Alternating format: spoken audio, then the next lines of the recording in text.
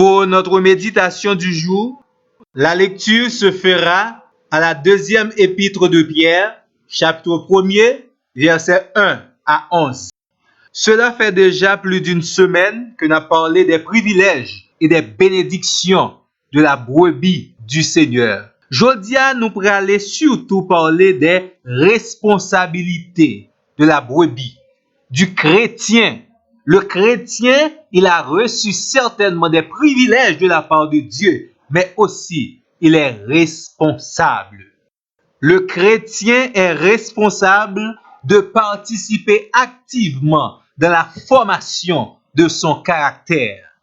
Le plus souvent, on parle de caractère ou bien tempérament, c'est quelque chose qui caractérise une personne. Certainement, moi, je voulais dépasser le cadre psychologique parce que vous parlez de caractère colérique, flegmatique, mélancolique ou sanguin. Moi, plus je veux parler de caractère spirituel. Ça, c'est une autre dimension que lié pour capable identifier le chrétien. D'où le caractère du chrétien forme son identité spirituelle. Et l'apôtre Paul montrait pour capable arriver à la formation de ce caractère spirituel chez le chrétien, il faut à Dieu la volonté du chrétien. Il faut à Dieu la participation du chrétien pour transformer totalement la vie du chrétien. En tant que chrétien, vous avez besoin de participer à la formation spirituelle de votre caractère. Et là, on a parlé de formation de caractère, nous relions le niveau qui a mené à la maturité spirituelle. C'est pour ne pas être à terre côté que n'importe ennemi fait ça, yo vle ensemble avec ou même. Et l'apôtre Pierre montrait qu'il y a un ensemble de composantes qui rentraient directement dans la formation du caractère spirituel du chrétien. Tout ça, yo, en réalité, c'est ça que la foi, oui, la foi en Dieu. Mais l'apôtre Pierre, on façon li fait li, depuis le verset 1er, dans 2 Pierre 1er, il montrait que il y a une foi, que la foi initiale. C'est la foi qui vous sauve, la foi qui vous fait pénétrer dans la famille de Dieu.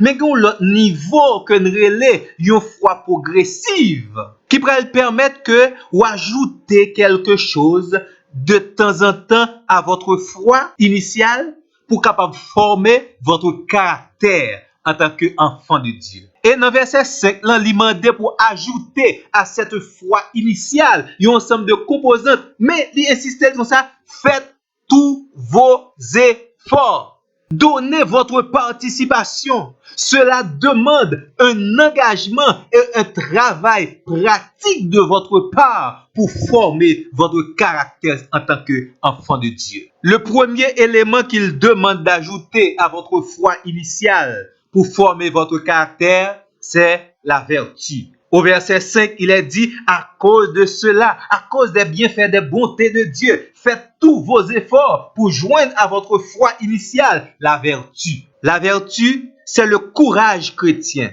C'est conduite spirituelle. C'est une ferme disposition pour éviter le mal et pour pratiquer le bien. C'est une sorte de fierté que vous joignez dans l'évangile là pour capable affirmer ou tout bon vrai pour dire moi-même, moi c'est chrétien. D'où la vertu, c'est le courage pour s'affirmer en tant qu'enfant de Dieu. Nous connaissons pile monde, malheureusement, à leur foi initiale, ils n'ont pas encore ajouté ce courage de confirmer et d'affirmer qu'ils sont de véritables chrétiens, qu'ils appartiennent à Christ. C'est monde pas bon Dieu que et dans tout comportement, ça apparaît visiblement. La brebis doit avoir le courage de s'affirmer qu'elle fait partie du troupeau de Dieu, du troupeau de son divin berger. Si, en tant que brebis du Seigneur, vous avez déjà ajouté à votre foi initiale la vertu, c'est bien, mais le travail n'est pas encore terminé.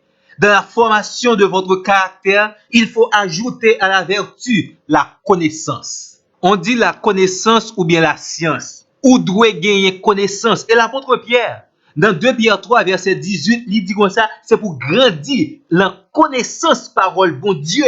Ou besoin ajouter des éléments de connaissance à votre connaissance initiale de Christ. Et ça ne tombe pas simplement du ciel. Faut chita, regarder Bible, gon programme de lecture quotidienne pour lire Bible, pour étudier Bible, pour mémoriser des textes très importants dans la parole de Dieu. Ou de arriver un côté pour dire que la parole de Dieu habite pleinement dans ma vie. Ou besoin serrer parole, bon Dieu, dans le cœur ou même.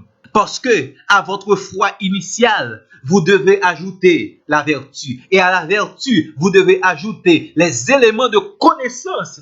Et c'est un élément qui peut être compétent dans le ministère qu'on peut remplir pour le Seigneur. Moi d'accord, dans le ministère accompli pour le Seigneur, il y a la grâce, il y a le Saint-Esprit, mais il y a également la connaissance qui vous rendra certainement compétent. Et cela exige un effort de votre part pour ajouter à la vertu la connaissance de la parole de Dieu, la connaissance de la vérité, la connaissance du Fils de Dieu. Et sinon, ce serait grave. Pas quitter parole ça accompli dans la vie.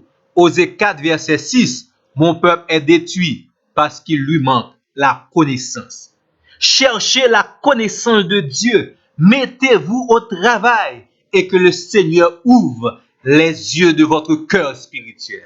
Permettez que moi insister sur l'importance de la connaissance parce que malheureusement certains chrétiens sont très négligents en ce qui a rapport à l'étude et la lecture de la parole de Dieu. Vous connaissez? La connaissance de la parole de Dieu est à la base de notre vision chrétienne. Nous ne sommes pas capables de vivre tant que chrétiens. Nous ne sommes pas capables de voir bagay yo dans le sens que la Bible demande pour voir si nous pas gagné une connaissance de la parole de Dieu. Vous savez, il y a deux grandes visions qui dominent le monde. La vision chrétienne et la vision païenne. Ou pas capable d'agir tant que chrétien sous pas une vision chrétienne. Et pour avoir une vision chrétienne, il faut avoir la connaissance de la parole de Dieu.